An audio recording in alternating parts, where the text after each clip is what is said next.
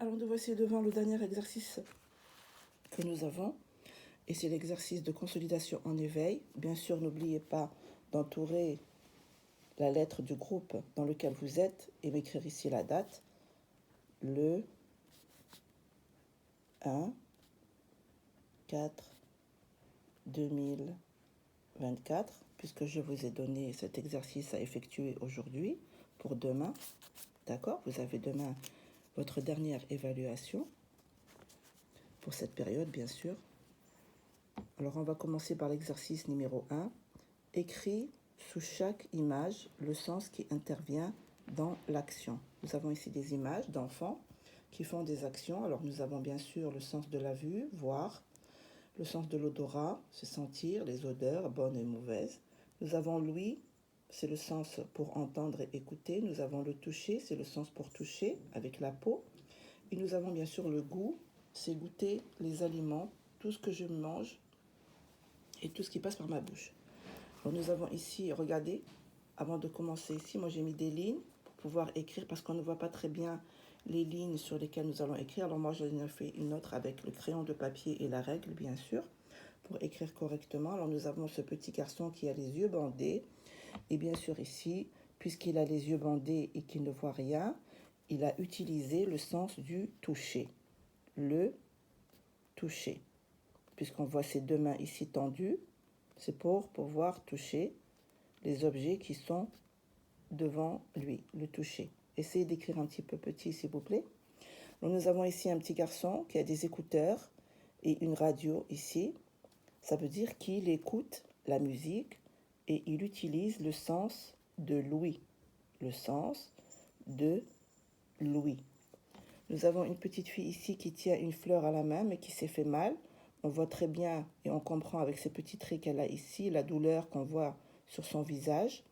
Ça veut dire que la fleur l'a piqué à la main et c'est le sens du toucher qui a été utilisé ici parce qu'elle ressent la douleur. Elle ressent la douleur, c'est le toucher. On touche avec la peau, bien sûr.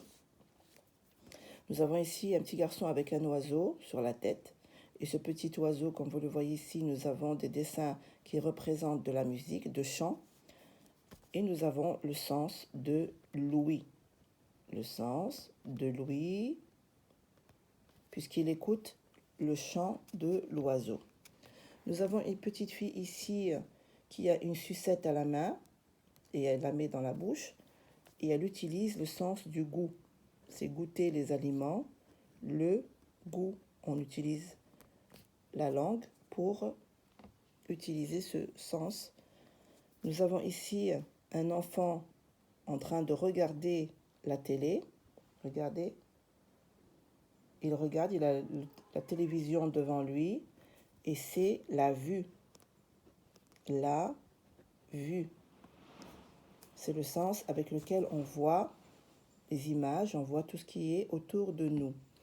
Nous avons ici une petite fille avec une fleur à la main, mais celle-là sent la fleur, le parfum de la fleur, et elle utilise ici le sens de l'odorat. L'odorat. C'est le sens qu'on utilise pour sentir les odeurs, qu'elles soient bonnes ou mauvaises. Nous avons ici un enfant avec un plat devant lui. Alors ici, l'enfant n'a pas la nourriture dans la bouche, d'accord? Ça veut dire qu'il ne goûte pas. Mais vous voyez ce qu'on voit là, sur le plat, qui monte comme ça. C'est l'odeur du plat, l'odeur de l'aliment qu'il va manger. Donc, il utilise ici le sens de l'odorat, sentir. L'odorat. Ici, nous avons un petit garçon qui touche un chat. Bien sûr, il le caresse, regardez. Donc, c'est le sens du toucher. Le toucher. Et ici, nous avons une petite fille qui se parfume. Regardez, ça c'est une bouteille de parfum. Et elle utilise ici le sens de l'odorat, sentir les odeurs. Et c'est le sens de l'odorat. Alors voilà, ça c'était pour le premier exercice.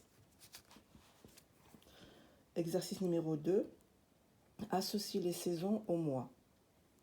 Nous avons le printemps, été, automne, hiver.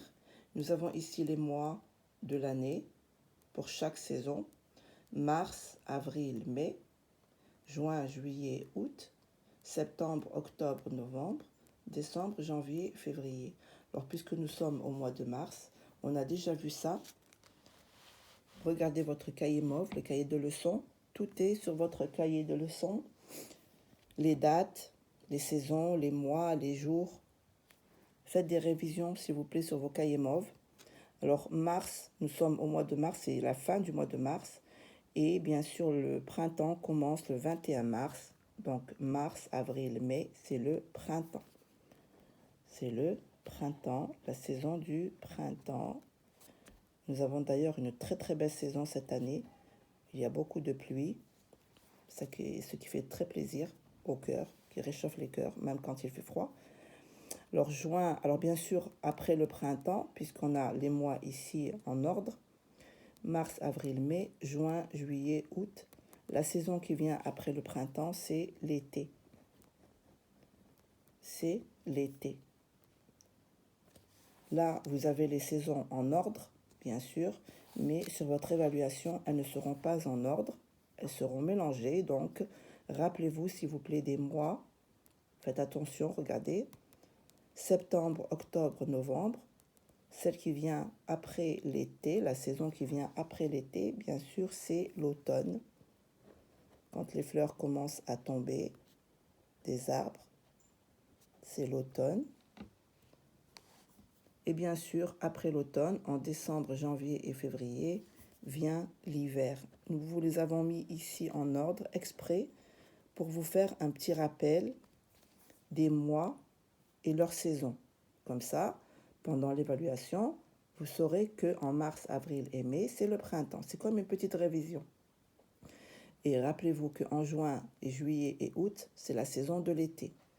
Septembre, octobre, novembre, c'est la saison de l'automne. Décembre, janvier et février, c'est la saison de l'hiver. D'accord les enfants? Alors rappelez-vous.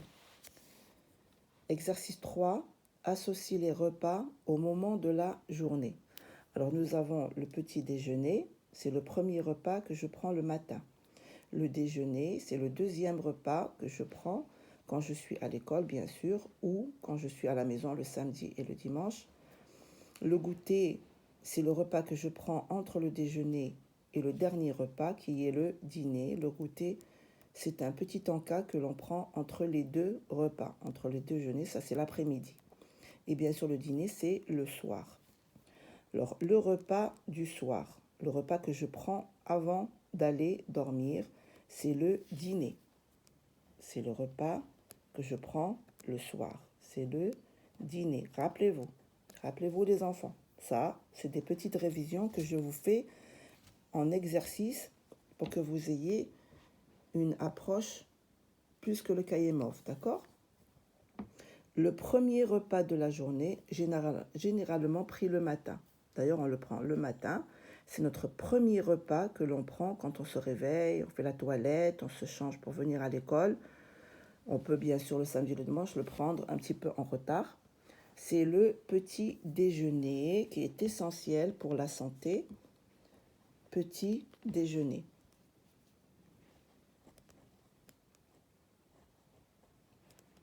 Le petit déjeuner. C'est notre premier repas de la journée. Nous avons un repas léger pris entre le déjeuner et le dîner. Léger, ça veut dire pas très lourd. Je prends un Danone, enfin un yaourt, un fruit, une petite barre de céréales, un petit goûter. Un repas léger pris entre le déjeuner et le dîner, c'est le goûter. C'est celui que je prends l'après-midi. Le goûter. Généralement, on le prend toujours entre le déjeuner et le dîner. Le repas principal de la journée, pris généralement vers midi, bien sûr, c'est le déjeuner. C'est le déjeuner qui doit être riche. Le déjeuner. D'accord? Alors rappelez-vous, Le repas du soir, on le prend avant d'aller dormir, c'est le dîner. Le premier repas de la journée que je prends le matin, quand je me réveille après ma toilette bien sûr, c'est le petit déjeuner. On l'appelle le petit déjeuner. Un repas léger que je prends entre le déjeuner et le dîner, c'est le goûter. Et le repas principal de la journée que je prends à midi, c'est le déjeuner. C'est le déjeuner, c'est celui que je prends après le petit déjeuner. D'accord? Bien, alors on va tourner la feuille. Voilà. Et nous avons ici, on va avoir besoin de nos crayons de couleur. Colorie l'aliment d'origine animale en rouge et l'aliment d'origine végétale en vert. Alors bien sûr, l'aliment animal, c'est les produits que je mange et qui me proviennent des animaux. Et végétal, c'est ceux qui sortent de la terre, qui poussent dans la terre, dans les arbres, dans la terre. Alors je vais prendre mes crayons de couleur. Alors on va avoir besoin du rouge et du vert. Le rouge et le vert. Vous les posez devant vous. Et on va commencer par les produits animaux. Donc je vais me servir du rouge en premier. Et je vais laisser le vert de côté. D'accord? Comme ça, c'est pas la peine que je change à chaque fois de couleur. Alors nous avons le poulet. Bon, alors le poulet, c'est très facile. On sait que c'est un animal. Donc nous allons colorier notre poulet en rouge. Puisque c'est une poule. Quand bien sûr elle est cuite, rôtie, on appelle un poulet. On a ici une carotte.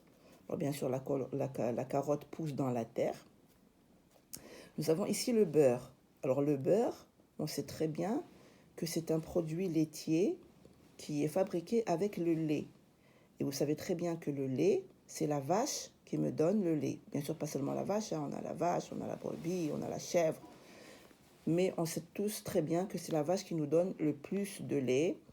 Donc, c'est un produit végétal, animal, je suis désolée, animal. Alors, on va colorier le beurre. C'est pas la peine de colorier le couteau et le papier du beurre. Coloriez-moi seulement la partie où on voit le beurre. D'accord? On a ici des œufs.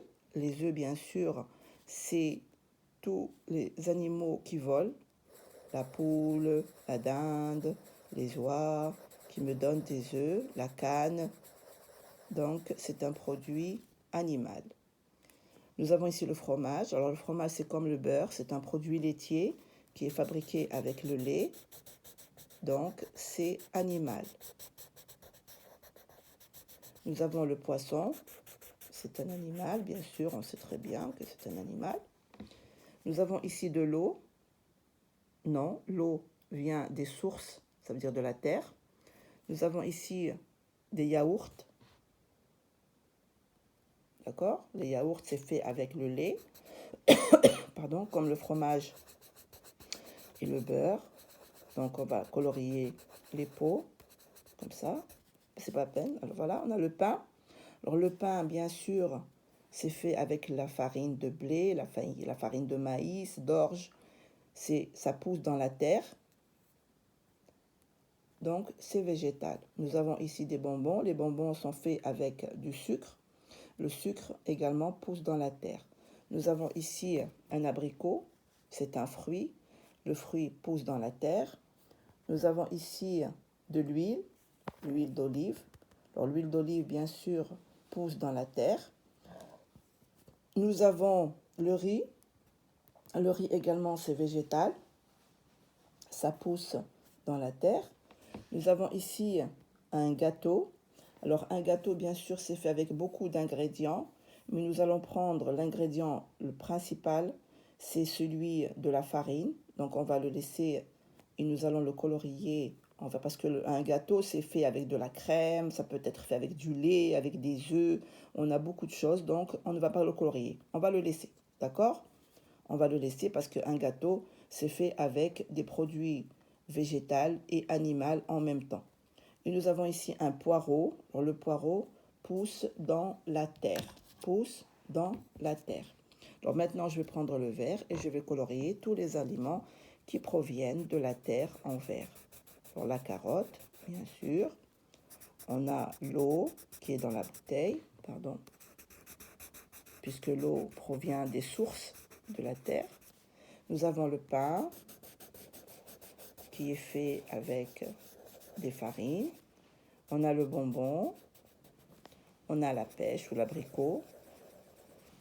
On a ici l'huile d'olive qui est faite avec des olives. Et bien sûr, les olives poussent dans les oliviers poussent dans la terre. Nous avons ici le riz, qui est également une graine qui pousse dans la terre. Alors le gâteau, on ne va pas le toucher, c'est pas la peine de le colorier, d'accord les enfants? Et on a ici le poireau. Moi, je préfère laisser le gâteau comme ça. Ce n'est pas la peine de le colorier parce qu'on a ici un mélange dans les gâteaux. On a beaucoup de choses, d'accord? Bien, alors je continue. Écris, exercice 5, écris bon ou mauvais devant chaque comportement.